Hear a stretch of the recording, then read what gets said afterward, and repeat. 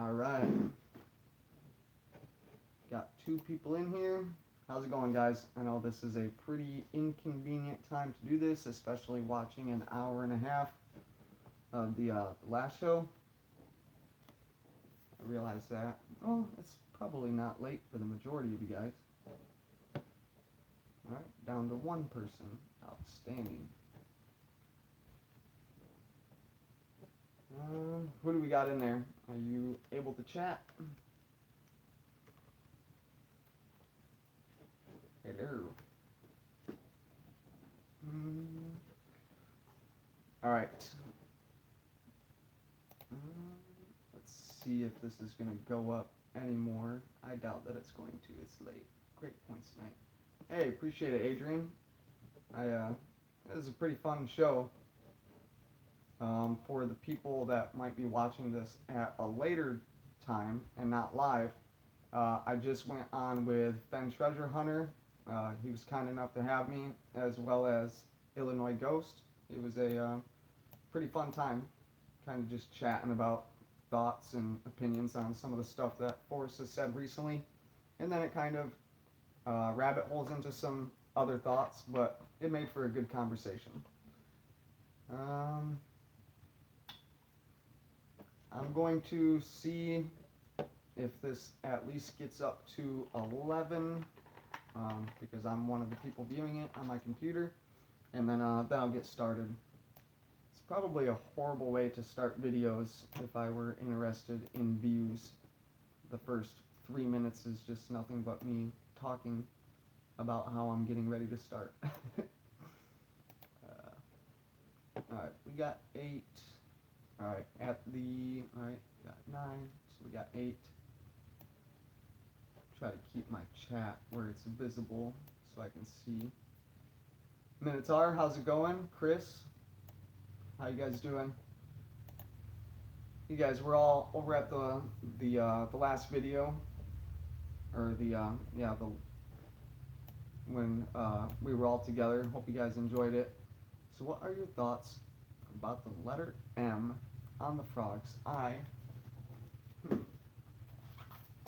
Well, oh yeah, I guess there is one there. I never really put much thought into it. It does, however, look like there's possibly a horseshoe or that omega on his the left foot. Pretty hard to see. Oh, if anybody hasn't seen so already, I made a video completely debunking the Forrest Fenn treasure fraud, for the fraud that he truly is. So feel free to check it out. He kind of disappeared from YouTube, and probably for good reason, because it was a joke. But I would never say that to anybody that was legitimately searching. Alright, so we got 13 people in here now, so I am going to get started. So yeah, like I said, more than half of episode 1, or part 1, was questions from 2014. Episode 2 was all of 2014, and now this little part 3 was all of 2014, and now this episode, number 4, we're finally getting into 2015. So I don't know what it was about 2014 that that had made Fenn feel like he had to participate more, but I sure wish he would do it more often. All right, so February 2014. All right, and just to reiterate, if you want to find any of these questions and read them yourself without my little interjection, or maybe read along while I'm doing it, it's over at Mysterious Writings, mysteriousswritings.com, and there's a section in there, six featured questions with Forrest Fenn. All right, so February 2015. Enthusiasm towards finding your treasure continues to remain strong. So many people are enjoying the wonderful opportunity you have given them for such a bold adventure. Considering the many years the hunt has been going on, And from your perspective and interaction with searchers, do you feel searchers are becoming closer to solving the clues to the treasure, or further away? Do you feel over time some searchers have forgotten beginning basics or thoughts they once had and might benefit going back to them? Forrest says, there's a lot of brain power being expanded on the blogs by some pretty bright people, Jenny, and it seems they are having fun. But the great preponderance of searchers don't comment publicly. Very few tell me exactly where they are looking, so I don't know how close they are to the treasure. I've said searchers should go back to the poem so many times that I don't want to say it here again. Alright, I'm going to put my name in here so I can easily go back. So he says, very few tell me exactly where they are looking, but he's also said multiple times that he knows where people are because of the abundance of emails that he gets of where people are looking. So maybe in retrospect, the small amount of people, out of all of the searchers, maybe only a small amount email him, but he has said that quite a few people email him. Just kind of goes right back into the contradicting thing. What are your thoughts about the letters L-A on the top left brim of the hat of the farthest guy on the left, and no place for Biddy's illustration? I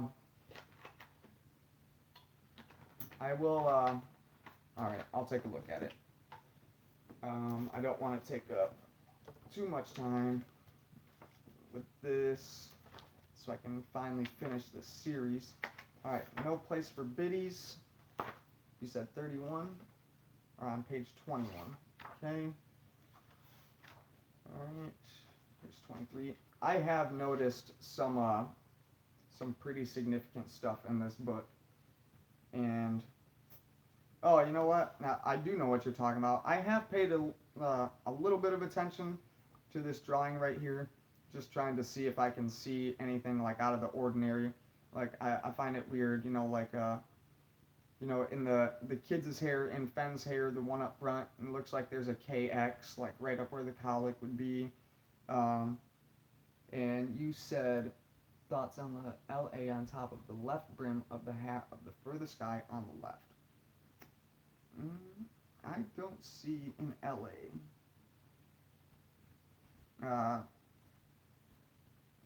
Yeah, I'm not seeing it, but I'll take more looks at these illustrations, and then maybe do a video on that.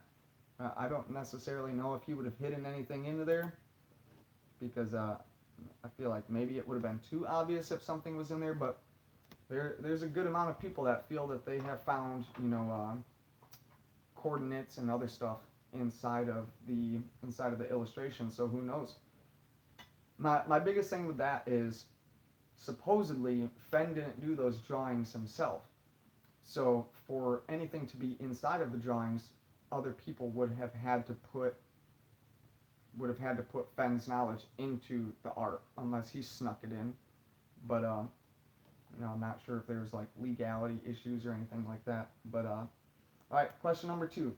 You have written quite a few books on varying subjects, and if you consider and combined numerous scrapbooks, vignettes, speed bumps, etc. on Dale's website, and the stories/answers to questions here on Mysterious Writings, you could say you have even written another book. Maybe call it Short Snippets from Forrest Fenn. What do you enjoy most about writing these? I know we all love them lots. Fenn says, in those stories, I'm just looking back and talking to myself most of the time. It's fun to be reminded of details I had almost forgotten. Hopefully readers 500 years from now will find my tales entertaining.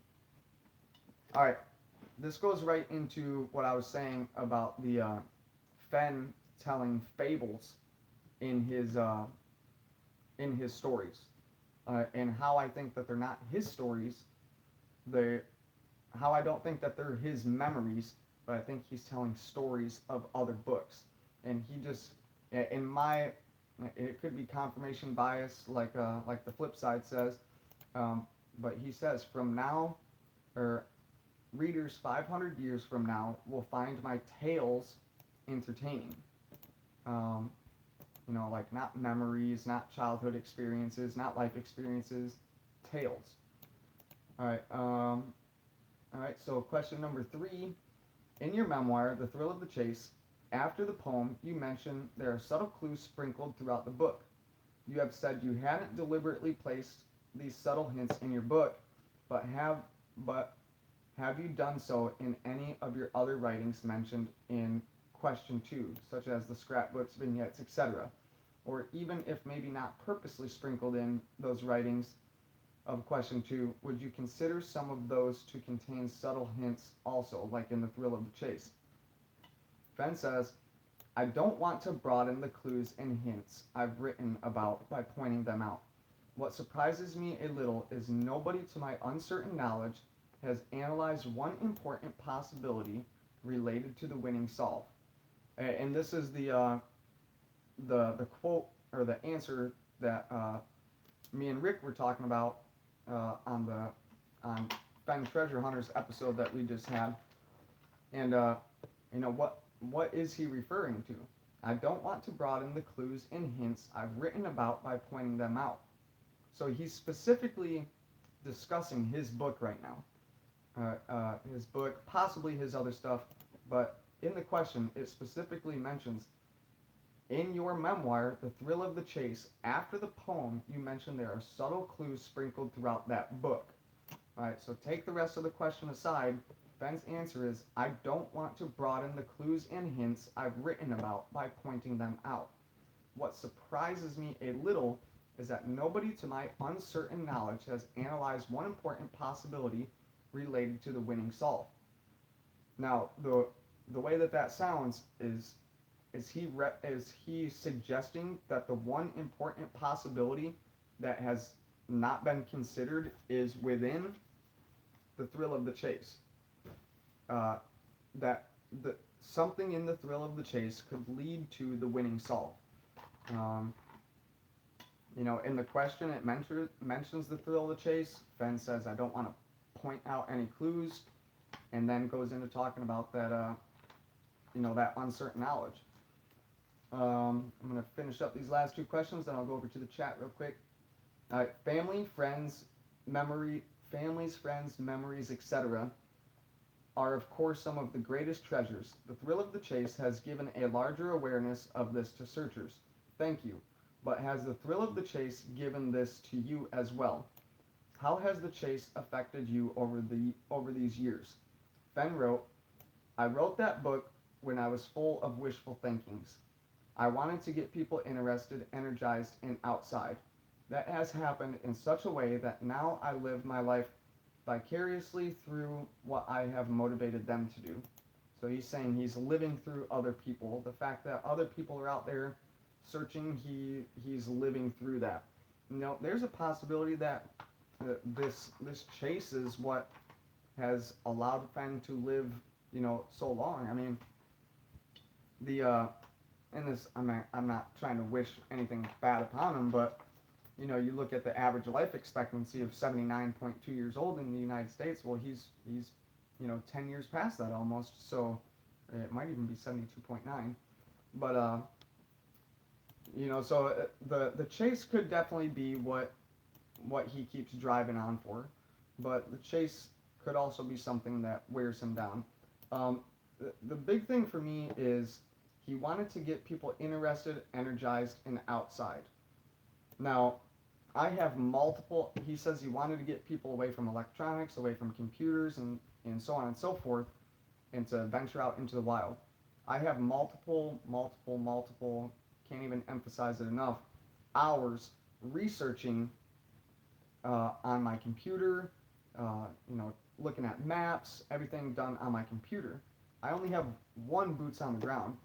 Granted, it was a week long in 3 different states, but I feel like, and maybe you guys can comment, I feel like this chase has put me behind a computer even more.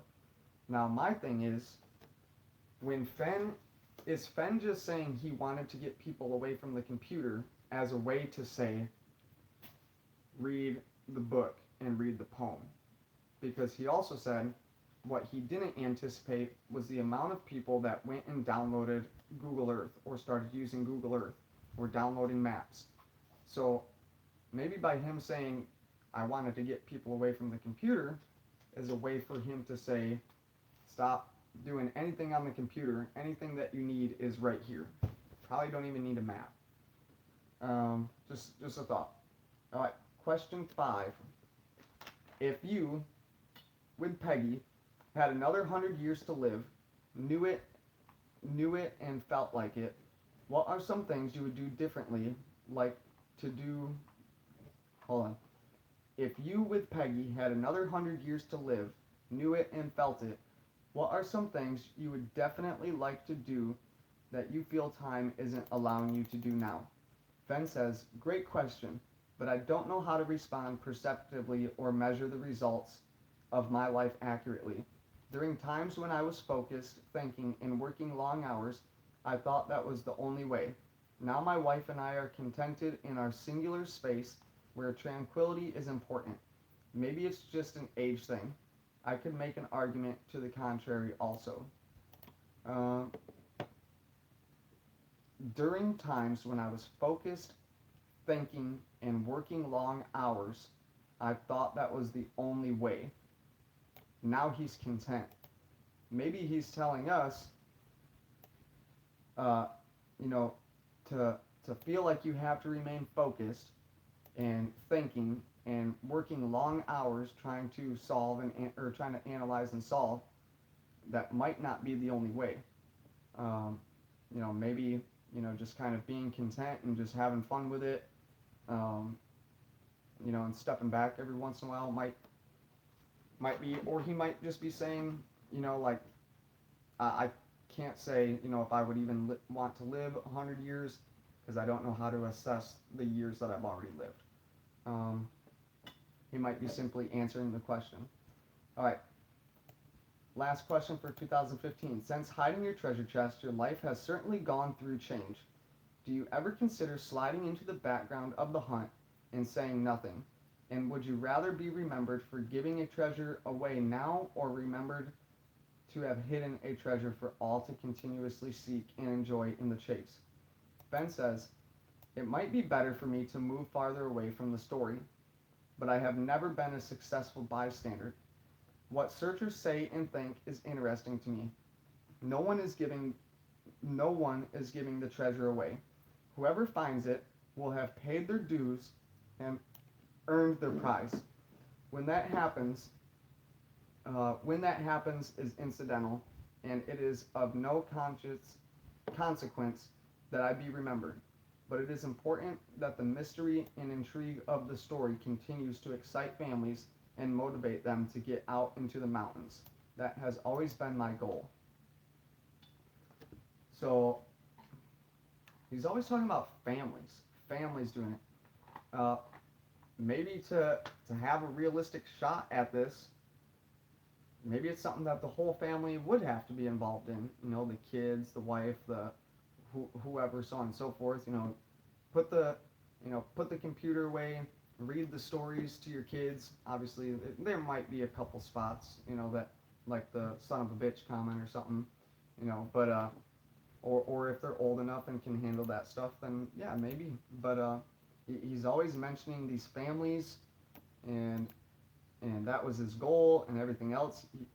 Seems like a lot of his writings are very family oriented, and although in the writings it seems like he feels like maybe he was the neglected child, or not the favorite or something, he definitely has fond memories of time that he spent with his family, and wants other families to reproduce that, obviously. All right, I'm going to go through and read some questions. The chest is in Los Angeles. Hey, how's it going, David? It's important yet difficult to decipher what is true from what is poetic license. Are you implying that there's stuff in the poem that are just poetry? Because he says that he said there are very few words of no value. in that poem, and he also always says that when he says something, he means it. So, or he says it for a reason.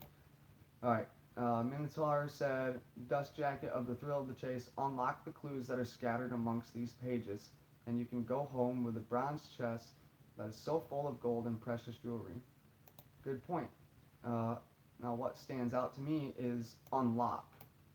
All right, unlock the clues. But he says that there are no clues in the book. There are only hints in the book. But the clues are in the poem, and the poem is in the book. So, how do you really... Can you turn up the volume in any way? Is anybody else having a hard time hearing me? Sledding it. Well, true that. So, nobody can hear me right now. I'm going to read your comments. I really do not have a way to turn it up. Volume is good. Okay. Alright.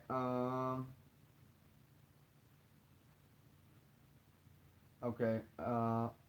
Forrest tells us repeatedly to study the book to figure this thing out. Poem purists will never find the chest.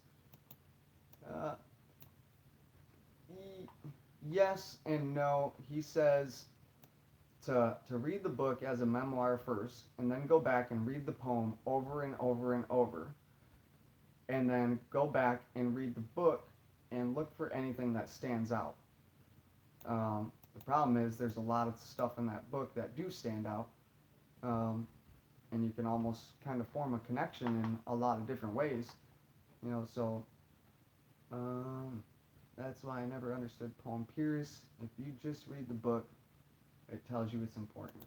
I would like to know this whole poem purist, like where this term came from. I obviously know that it's a term, but what's the difference between somebody picking up a poem for the first time? People will pull out of literature the meanings that they want to see, right? Everything is perspective. So if you read something a certain way, it'll mean something to you, right? And after a person is gone, like all the people that have deciphered all of T.S. Eliot's poems, or even like Edgar Allan Poe, like how do these people realistically know exactly what he was talking about? What if Poe's somewhere that's like, I didn't mean any of that, but I'm glad that it meant something to you. In my opinion, the book tells you if you want to figure out the clues, unlock the subtle hints in the book that will help you solve them, and you will know where to go. I'm not disagreeing with that. All right, he said earlier, I said this earlier, word that is key is home. Tight focus. I think word that is key is it. I think if you can figure out what it is, you'll figure out what to do with warm waters, where it is, and so on and so forth. And then also what to do with it in the canyon down. Didn't Fenn say if all you had was the poem and nothing else, you couldn't find the chest? Originally Fenn said all you needed was the book. Then after that, it turned into the book and the map. And then after that, it turned into the book, the map, and the ability to research or be resourceful or so on and so forth. Originally, it was in the mountains north of Santa Fe, and then that turned into the Rocky Mountains north of Santa Fe. And who knows? But one thing is for certain: he says that you need the poem, and he says everything that you need is in the poem and in the book. Yeah, but my thing with that, Sledneck, is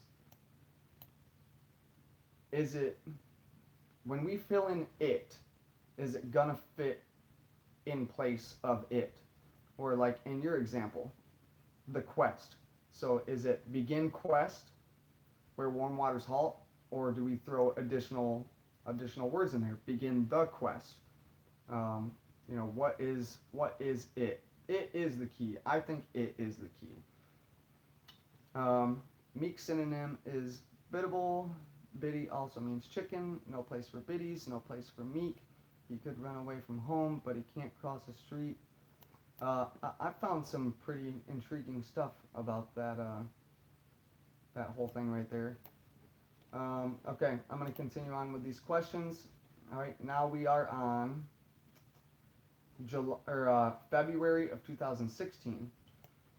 This was right after a searcher went missing, and our hearts and prayers go out to all those connected to the recent disappearance of a fellow searcher while out on the hunt.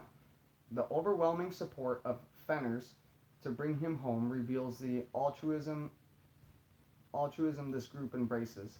A powerful, loyal, and admirable community, not only in this time of trial, but at other times too, has been created and realized. Did you ever expect the thrill of the chase to develop and bring together such an honorable bunch? Fenn says, yes, because that's who we are as people. When times get tough, we gather together and help each other. Before Pearl Harbor, when a senior Japanese general was asked what he thought about invading America, he advised against it. He said, because there will be a bullet behind every blade of grass, which I think is very accurate.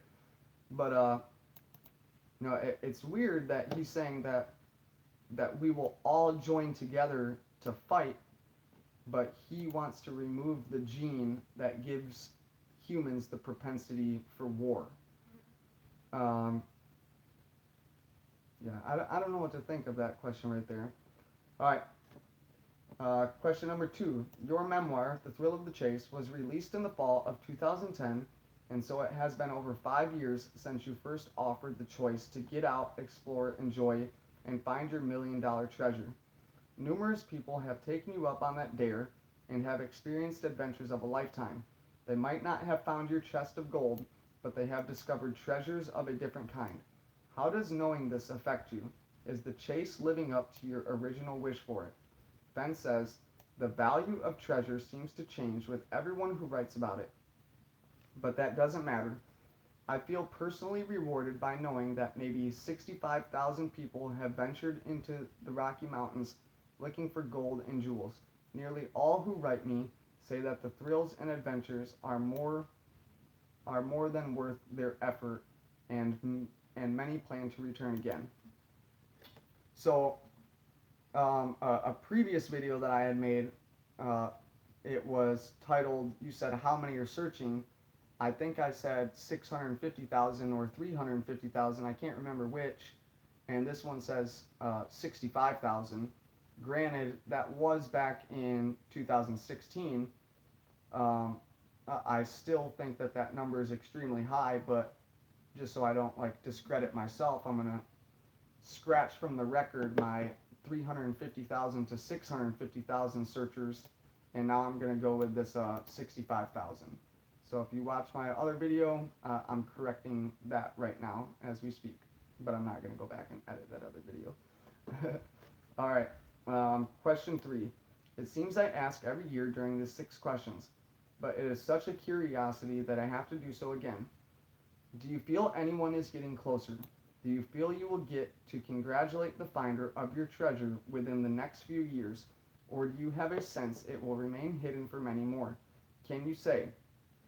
Fenn says, searchers speak to me about their search places only in generalities. I don't know that anyone has been closer to the treasure than about 200 feet.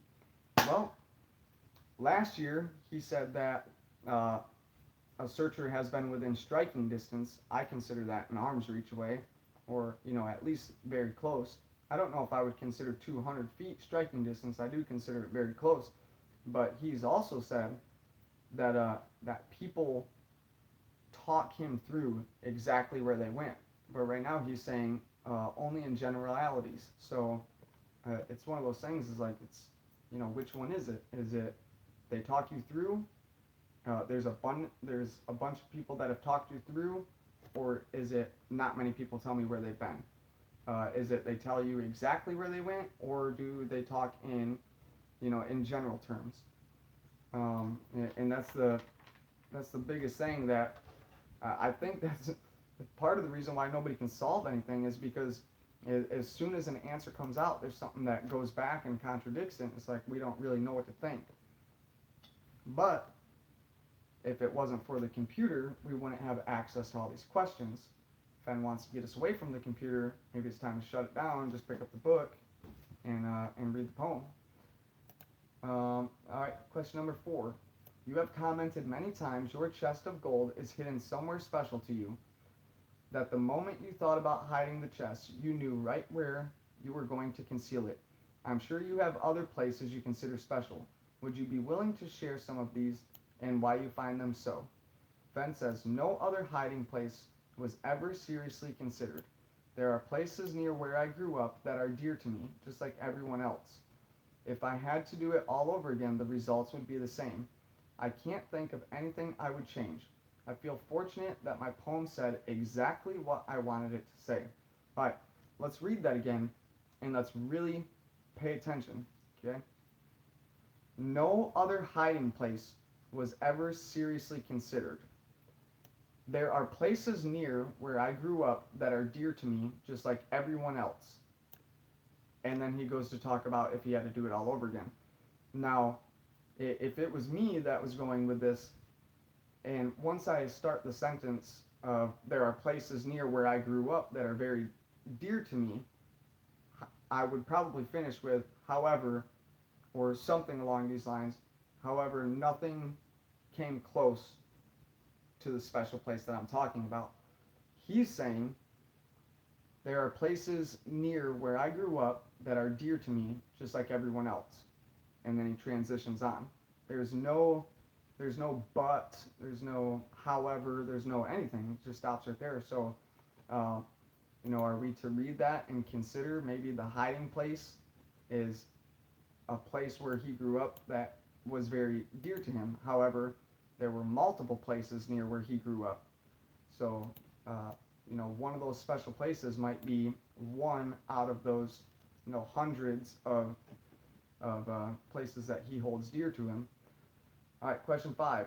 Your treasure hunt has inspired people worldwide to discover history, culture, and nature. But many people, even in the U.S., might be deterred because they don't live near the Rockies or can't afford to travel. Should they be deterred? Can a little girl in India who speaks good English but only has your poem and a map of the U.S. Rocky Mountains work out where the treasure is? And would she be confident as she solves each clue, or only confident when she has solved them all? This question sparked so much debate that I feel like people blew it completely out of context. This is what Fenn answered. I wish I had another treasure to hide in the Appalachians. The little girl in India cannot get closer than the first 2 clues. There are many disabled people who are deeply into maps and geography, and they are having a lot of fun. Well, I don't think the question addressed disabled people at all, but he's bringing it up in here. There are many disabled people who are deeply into maps and geography, and they are having a lot of fun. So is this to assume that wherever the treasure is hidden is a place where a handicapped person or somebody in a wheelchair or doesn't have the greatest mobility can still potentially go uncover it? This isn't the first time he mentions handicapped people or so on and so forth. All right, then this. I wish I had another treasure to hide in the Appalachians. The little girl in India cannot get closer than the first 2 clues. So, people on the internet, Reddit, everywhere else, they blew this out of proportion. The little girl in India can't get closer than the first 2 clues because she can't cross the street being the ocean. He wishes he had a treasure to hide in the Appalachians. They somehow connected that with the little girl in India and how she would have to get over the mountain range when like when Fenn was talking about the his search for Lewis and Clark, how there was this huge mountain that he couldn't get over. They connected that with it. It's as simple as this, in my opinion. I wish I had another treasure to hide in the Appalachians. He's saying that because he wishes that he could have had a search going on the East Coast and the West Coast, so everybody would have an equal opportunity to go out and hunt for the chest. The little girl in India cannot get closer than the first 2 clues. I think that's because the first 2 clues, because keep in mind, she only has your poem and a map. The first 2 clues are solved with the poem and the map, right? All the other ones can be solved with the poem and the map, but those are the two that she can't physically get to because she's in India, right? So using the poem and the map, she can solve the first two clues, but she doesn't have a computer. She doesn't have a plane ticket. She's not over here in India, or she's not over here in America. So all she can figure out using the book and the poem is where warm waters halt and whatever the next clue is. After that, in order for her to get any closer, she would have to be able to actually physically be here to do so. Now, I'm not saying you have to physically be boots on the ground to find those. I'm just saying once you have discovered them in the poem, you would have to be able to be boots on the ground to follow them. All right, question 6. The thrill of the chase has become part of many people's lives. People from across the world are searching for your treasure and are determined to not stop searching until it's found. They are fully enjoying the thrill of the chase and are in for the long term, if need be. What thoughts, advice, reminders, etc. would you like to offer them? Would you like to most offer them? Fenn says, I applaud those who are staying in the search and enjoying what nature has to offer. I will reiterate that the story is real, the chest is where I left it, and it is not in a dangerous place. At age 85, I could go back and get it, but any place can become dangerous for anyone who violates the common sense rules of the chase. Stay out of the mountains in the wintertime when it's cold and snow covers the ground. Now this is definitely not the first time that Fenn mentions staying out of the chase when snow is covering the ground. And I don't necessarily think it's because of a safety aspect. The treasure is not buried, right? We can confirm that from the last, from the .uk interview or whatever it was. He says, I didn't bury it. If you say that, I'm going to shoot you with a dull bullet. Now he's saying, stay out of the mountains in the wintertime when it is cold and when snow covers the ground. Meaning if you're searching during the wintertime, you're not going to be able to find it because the snow not only covers the ground but also covers the treasure chest. Now, I do have an issue with, at age 85, I could go back and get it. But in 2014, when he was 84, he said that for him to attempt to go back to where the treasure is hidden and to his special place, it would be the most bold move that he could make. And because he can't get to it, that makes him want to go there all the more, right? And that was when he was 84, and now at 85, he's saying he could go right back and get it. He does seem to bring up one key word in a lot of these, and it's nature, which rightfully so, right? It's hidden in the mountains, you'd probably say nature, but I mean, he never uses wilderness, or not that I know of, it's just specifically that word that he uses quite a bit. But, alright, moving on to February 2017, after I read some of these comments.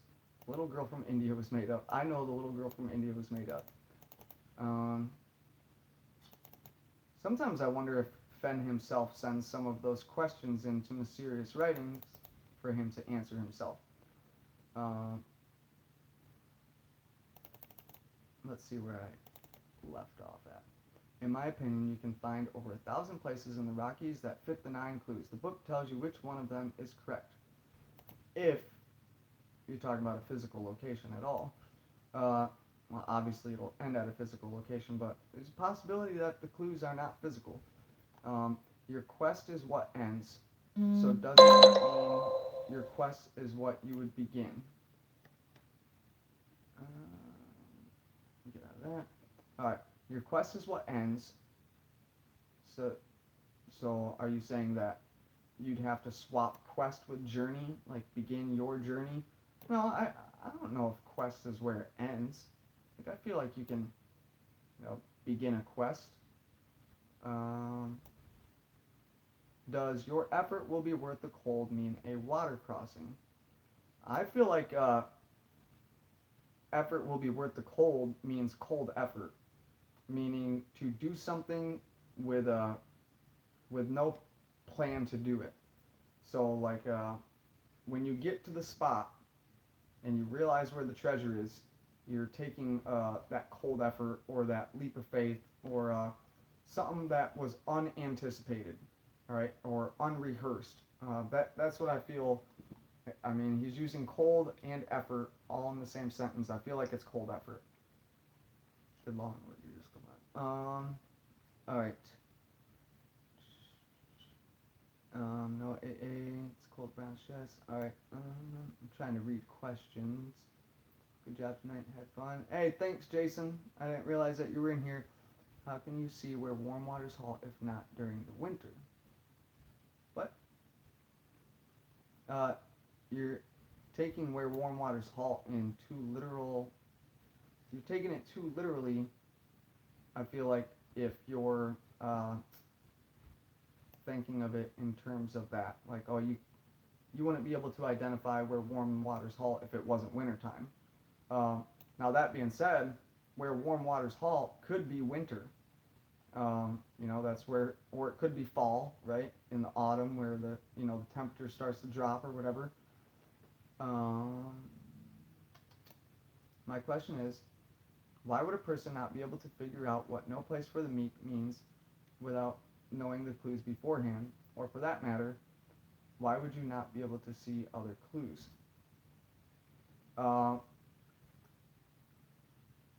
It really depends on what how you're looking at the word no place for the meek. Meek can be a wild horse, right? In the biblical sense, no place for the meek is like somebody that shows humility towards God. So no place for the meek would probably be like hell or something like that. No place for the meek could be submissive, right? Meaning like you can't submit or conform to whatever is telling you that you can't be at that spot, so on and so forth. No one has any secret information that will take them to the hiding place. It's in the poem for all to see. It absolutely is. Flip side, Forrest says the second stanza has 3 to 4 clues. How does that statement go with each sentence is a clue? Minotaur says, have you switched back from poem purity yet?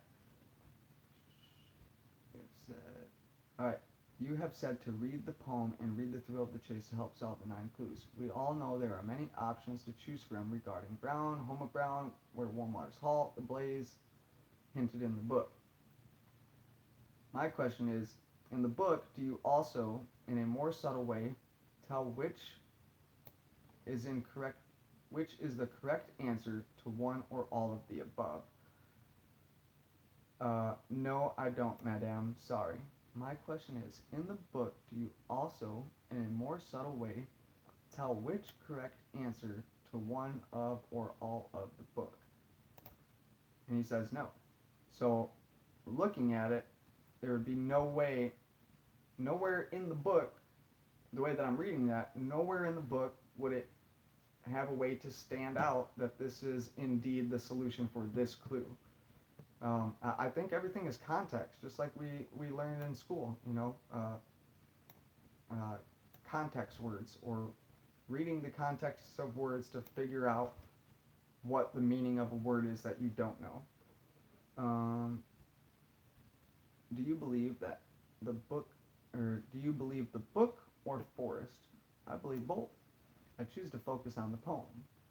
Alright, the little girl in India is 8, just like Forrest was when he couldn't cross the street. Just a thought that somebody had the little girl from India is made up. Your quest to cease. Your quest is what ends in the poem, so that means what begins is your quest. People overthink it. Alright. Okay, looks like everybody's chatting amongst themselves. I'm going to try to get through 2018 now. Did I just do 2017? I would ask. Where did everything you had hoped to count? Nope, I did not do 2017. So I'm going to finish 2017 No, I did. I did do 2017. Nope, no, I didn't. Okay. All right, so I'm going to do 2017, and then I guess I will have a part 5, and that part 5 will be combining the questions of 2018 along with the quotes that Fenn, a lot of quotes that Fenn has made since then, and, you know, put the stuff that he has said into, you know, an understanding of the questions that he has answered and see if that helps us get anywhere. All right, February 4th, 2017. Even today, after more than 6 years of people searching and after all of the news coverage, articles, and stories written about your secreted treasure, some people are just learning about your thrill of the chase treasure hunt and getting involved. It continues to inspire. Do you have any advice for these new people? How should they begin the search 6 years after so many others? Do you feel that they are at any sort of disadvantage? Fenn says, no. Fresh eyes and new thinking might provoke a winning idea. I would advise new searchers to look for the clues in my poem and try to marry them to a place on the map. It seems like the longer one thinks about the search, the more they complicate the problem. So here's Fenn again telling us to keep it simple and don't overcomplicate. Now he also, right here, try to marry them to a place on the map. Whoa. Look for the clues in my poem and try to marry them to a place on the map. So is he saying all clues marry them to a place, a singular place? Or is he saying a place for each individual clue? Might be something to think about. But the other thing, so he says, try to marry them to a place on the map. He mentions marry a couple other times. You know, he talks about, you know, my churches in the mountains, marry them to a map, make the lines cross, so on and so forth. And I'm pretty sure there's another quote out there where Fenn talks about marrying them to a map. So, you know, like a chapel, you know, like trying to think of places you get married, or like common traditions, you know, like white dress, or, you know, something like that. Bridal, something like that. But just throwing stuff out there. All right, question number 2. Many people wonder about the autobiography sealed in the chest. Although tiny in size, it is sure to be an immense pleasure to read. Will there be any surprise for the reader? Fenn said, about 1990 or so, I learned that my daughters, now ages 56 and 57, didn't know who Clark Gable was. I was shocked, and that's when I decided to record my family history, my autobiography. I wanted them to know as much as I could remember about my life and the events that largely shaped who I am today, and them, and theirs in turn. I didn't have a computer, so for several years I jotted remembrances in pencil on a yellow pad, starting with an incident that happened when I was about 1. Yes, I remember it vividly. I don't think my story would be interesting to the average reader. Now, there are very few people, like very, very few, that are able to remember, like past a certain age. Like it's even considered like a superpower to be able to remember everything. I was watching something the other day. This kid could tell you what the weather was like on this day, on this year, or whatever, and they went and checked it, and he was right. No people can remember one. This guy could, and they tried debunking him in any freaking way that they possibly could. He could tell you the recent events, what the weather was like, you know, what so and so was doing, and so on and so forth. So this kind of, I mean, maybe there's a possibility that my sister was right with the comment that I made on Fenn Treasure Hunters thing.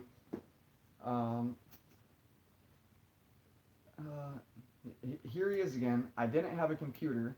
He's throwing out the get rid of your computer comment. All right, and then this is the second part. Also, since talking about books, how is your book called Closet Stories of Taos coming along?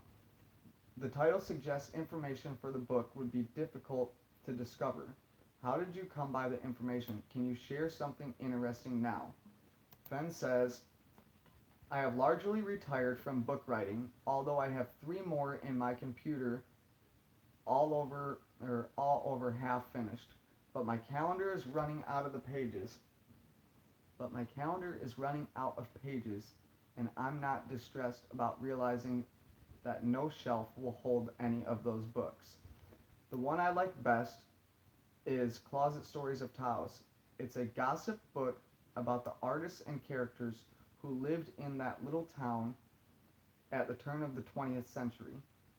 Dobelly Price, Mace McCourse, Long John Donne, Teresita Ferguson, Arthur Manby, and the artist.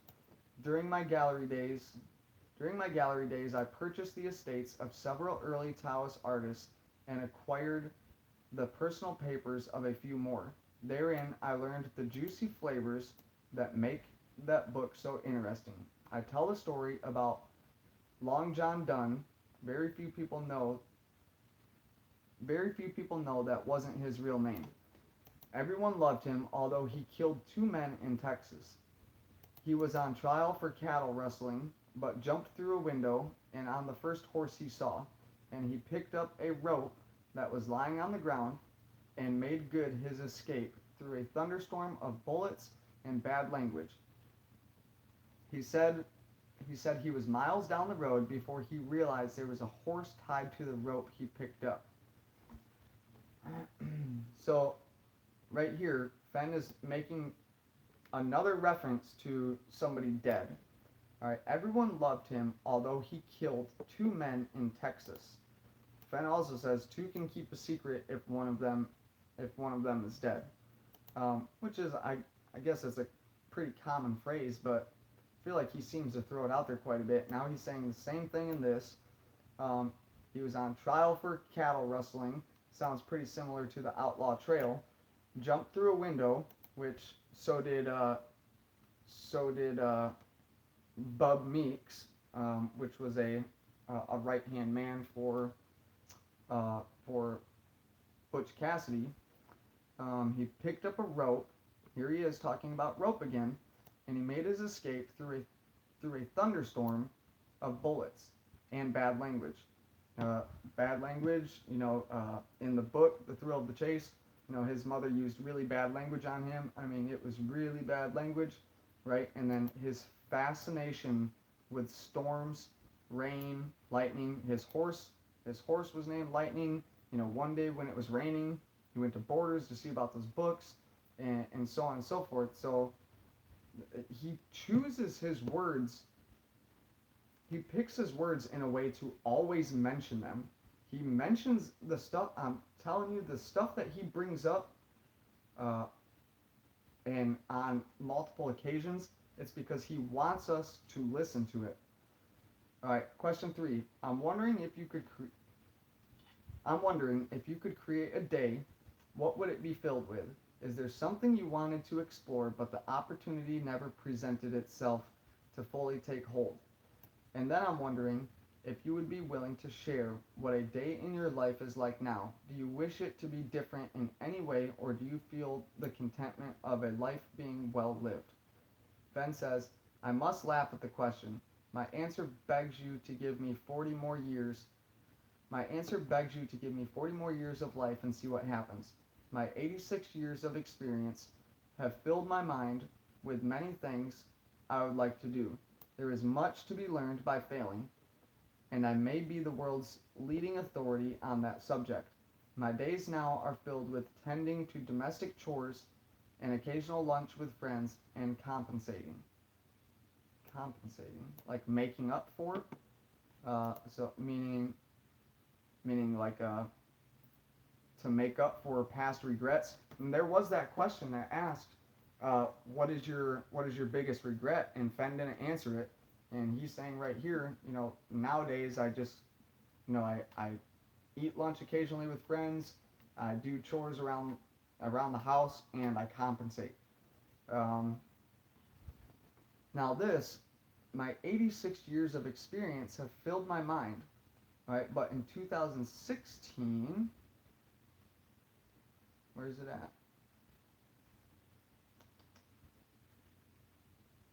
What did I just read? 86 or 87? Hold on, give me a second. 2017. Right here. All right. For some reason, I was thinking that he skipped a year. Um, Sometimes I wonder if there's a reason why he put, the 1905 instead of 1910, or 1910 instead of 1905, and hoped his friends would forgive him for that. And I wondered if Fenn was talking by himself. Like maybe we think that he's 87, but he's really, 82 or something. But somebody said that they've tracked down his birth certificate and so on and so forth. So I'll take his word for it. All right, question number 4. I've heard our adorable little girl from India decided to start writing a little kid from Penasco. They are fully enjoying and excitingly exploring areas they feel your treasure poem could lead to. They've researched via maps, history books, and the internet. However, since she has been told she can't get closer than 2 clues to the treasure, she's planning a trip not only to personally meet the little kid from Penasco, but to search the Rockies for your treasure. How do you imagine their search will go? Can she now find the treasure? Fenn says, some of those kids from Penasco are very bright. The treasure will be found by someone who followed the clues to the location. To me, that's the only plausible recipe. And Fenn said that the only possible way is to, 1, figure out where warm waters halt and follow the clues that are provided in the poem. He's not denying that she can't get farther, because now she's in the Rocky Mountains. And he's saying some of those kids from Penasco are very bright.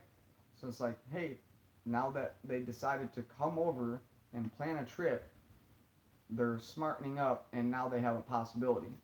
But to solve the poem is the only way, which we all know that, but what is the uncertain possibility that Fenn is talking about relating to the winning solve?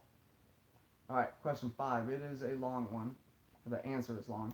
The following quote inspires me to do more and realize each moment of the day spent is an investment into what we leave behind. The goal isn't to live forever, but to create something that will. You're living a grand life and have created things which will live on when gone. Besides the chase, which I know fills hearts around the world, what are some other investments made in your life which offer warm smiles to you now, knowing that they were worthwhile and will live on too? Fenn says, my family has been my biggest investment and has brought me the most important rewards. My family is filled with little pleasures that are renewed every time I think of them. I remember when my 2 daughters were about 12 and 13.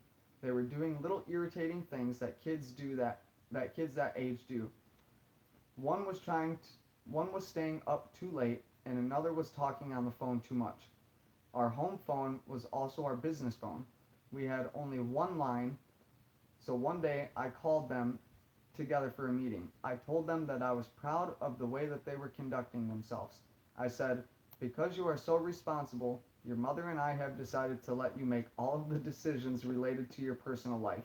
But if we discover that you can't handle those responsibilities, we will continue making decisions for you. It was so funny because they seemed to grow up overnight. They stopped doing most of the things that were irritating to me. I guess all families have similar stories. Plus, some learned people will diss me for saying this, but I believe not having much of an education gave me an advantage in some important ways. Not knowing what I was doing forced me to learn fast, and not to test the depth of the water with both feet. A few very important breaks luckily come to me by accident. The military taught me discipline, gave me purpose, and demanded a good work code. Being a fighter pilot taught me to think fast and to depend on myself because most of the time there is no one else around. Owning a real retail business taught me to hire people who are smarter than I was and sit down and leave them alone. All right, I want to hit on this real quick, um, because when Fenn says that a child might have a good possibility of solving the poem, I think he's talking about a specific age, and I think that age is right around 12 years old. And when I read this is the first time reading this as well. Um, he says his two daughters were 12 and 13, and after he told them that they were proud and that they're going to be able to make the choices for their own life, they seem to grow up overnight. So 12 and 13 was the cutoff age of being a child. And I've disputed this before, when Fenn says give the, maybe a child might have a better possibility of solving it.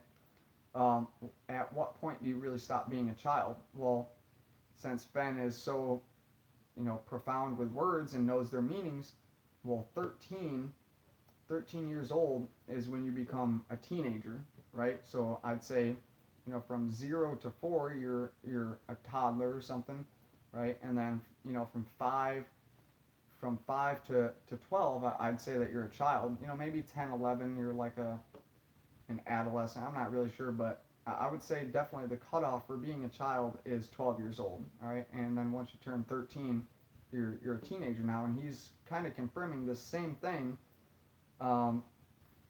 He's kind of confirming the same thing, that at 13 years old they grew up overnight, meaning they weren't children anymore. They started taking responsibility for their actions, and they probably stopped seeing life as a child. I don't know if he's happy about that, or if he kind of missed those annoying things that they did. All right, moving on. All right, question 6. After each year's questions, I begin to think, oh, maybe I should have asked that. I should have asked that one instead, or I wonder if you would rather answered something else. So my last question now is to ask, is there a question you would like me to ask, and then will you answer it? I'm always so honored to share your words, and I don't want to limit any you might want to share with everyone. He says, you are a dichotomy? I can't pronounce it. Dichotomy. Dichotomy in its greatest moment, and an aberration also. Remember, he said an aberration is something different. All right, and an aberration also. Your mind is always seeking and planning alternatives. Reminds me of the reporter who asked, other than that, Mrs. Lincoln, how was the show? So there it is again. I have studied your website and seen how you are so in control. I have spent hours with you and your husband, and have noticed how well you use understatement to your advantage. I think you are baiting me with your question, but I will answer it anyways. I see a rare opportunity, so I must give this question a lot of thought. Okay. Forrest, you seem to have a lot of confidence and believe you can do anything. Do you think you could have been a good artist? Answer, no. Alright, so apparently Fenn didn't think that he could be a good artist, but as we kind of can all see, he was a good artist, just in a different art form. Now, this reminds me of the reporter who asked, other than that, Mrs. Lincoln, how was the show? Are we supposed to interpret that as Abraham Lincoln's wife when he was assassinated? Which, I mean, that's how I read it, which is going right back to that, if one of them is dead type deal. So, I don't know if Fenn makes all these, two can keep a secret if one of them is dead, and dead this and dead that and all that. Does he have skeletons in his closet? I don't know. I mean, if there is, I'd like to think that hopefully it was, rightfully so. But, that last question, or a couple questions ago, he had killed multiple people, but everybody loved him, So yeah, that is wrapping up 2017. On the next video, I'll do 2018, and then we'll move into the to the quotes. I'm gonna go over here into the chat, see if anything had popped up. All right, I see. You knew what I did. You said it to me. Lots of fun chat tonight. Glad to see YouTube so busy tonight. Yeah, glad everybody's having good conversations amongst themselves. No matter if you find it or not, you will still grin and bear it, especially coming from someone who would know the experience. Alright, bears, I hate bears. Alright, I seen one person that had tagged me, anon. I know you said you're in Alabama. Where are you originally from? No southern accent. I am originally from Michigan, born and raised. Here it comes. So herein lies the rub. Forrest Fenn has bent broken rules for a lifetime. Is it intrinsic in the search that at some point we'll have to do the same? I think so, but I don't think we'll have to break laws. Fenn said that, he learned where the edges were. He knew the line that he could and could not cross. From being, like a good kid, a bad kid, maybe like a little troublemaker, a rebel to certain aspects, not crossing over into a criminal. And I think that goes to show, with the whole the FBI BLM scandal and all that, he didn't end up in jail, so that means that he must not have been doing illegal stuff, or else they would have slammed him with it. Fenn is a maverick. He doesn't subscribe to regular theories. There it is again, maverick.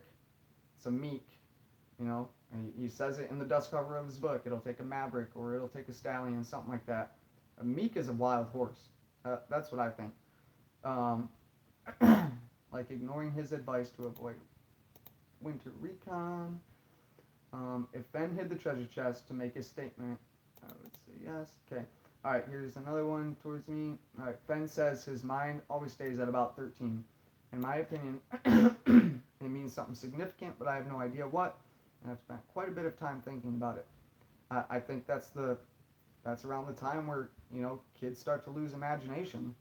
I know, I remember around that age, like getting rid of all my toys and, kind of doing more outdoorsy stuff, having less to do with my parents and so on and so forth.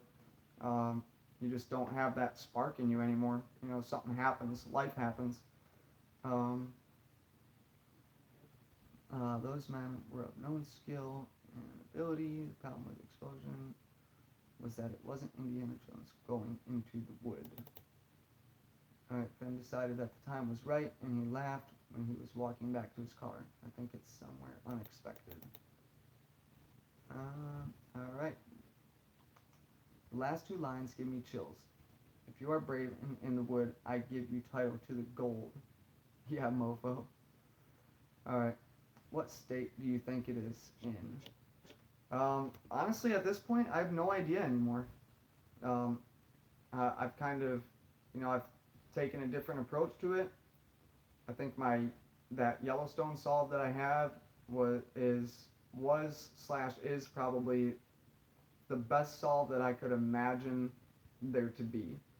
But that being said, I didn't find the chest. I've pored over maps. I've done tons and tons of research, and I happened to find that place, and it was like, holy crap,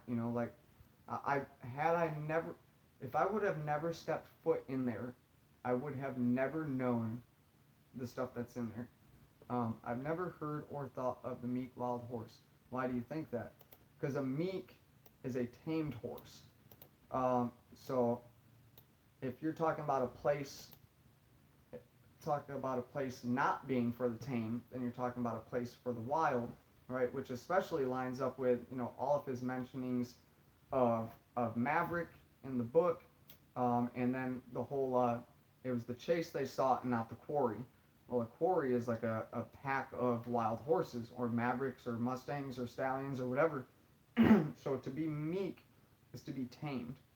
Right? Like if you were to get a wild horse and break it in, you, that horse is now a meek horse. Right? So if it's not for the meek, then I think it's a wild horse, which kind of goes right into the outlaw trail. Kind of goes into his fascination with the guy that was a rustler. Kind of goes into um, yeah, that's where I'm gonna leave that. I think meek, if anything, it's either referring to, like a hell or like a hell on earth or something like that. Um, but more so, I believe it to be a wild horse, um, or something wild, I should say. But in the definition sense, it's a horse. Um, Minerva 13 is Minerva's number, represented by the letter B, and treasure hunting lore. Alrighty, well, I've kept you guys on here for an hour and 11 minutes. I'm going to shut it down. If you haven't already done so, please like and subscribe. Let your friends know about the videos. Um, if anybody wants to email me, I'm always open to chat about this. I could go for forever. But the email is fentreasurethoughts@gmail.com. So if anybody's interested in that, and then even if you have, you don't want to talk about treasure or whatever, but if you have an idea for a show,